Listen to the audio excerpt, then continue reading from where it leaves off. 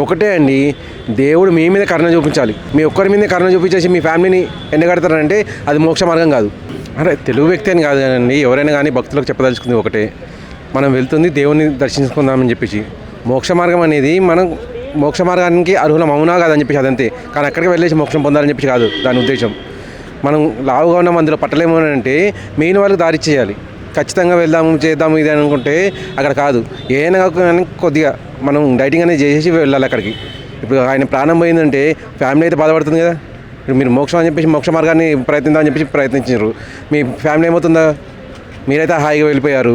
సరే ఒక రోజు అనేది దైవకార్యం అనేది లేట్ అయిపోయింది, అది మళ్ళీ తర్వాత మొత్తం కామన్గా జరిగిపోతున్నట్టుంది. కానీ ఒక కుటుంబం అయితే బాధపడిపోతుంది కదా ఇక్కడ.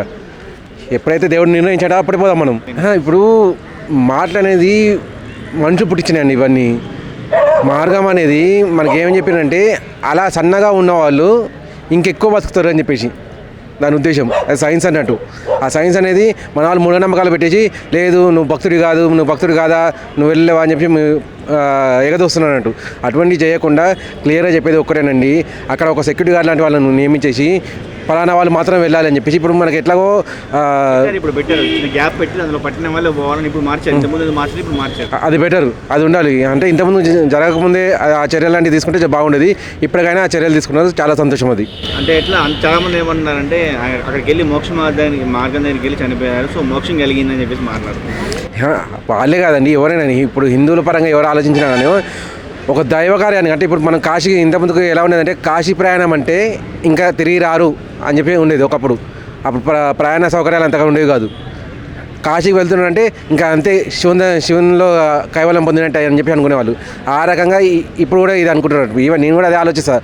అక్కడ పోయేసి చనిపోయినా అది ఏ రకంగా చనిపోయినా కూడా దేవుని దగ్గర చేరుకున్నాం అన్నట్టుగా ఫీల్ అవుతుంది. కానీ మన తర్వాత ఫ్యామిలీ ఏమవుతుంది అది ఆలోచించండి. ఒకటి, మీరు అక్కడికి వెళ్తే అరుణాచలం వెళ్తారని ప్రయత్నిస్తారా?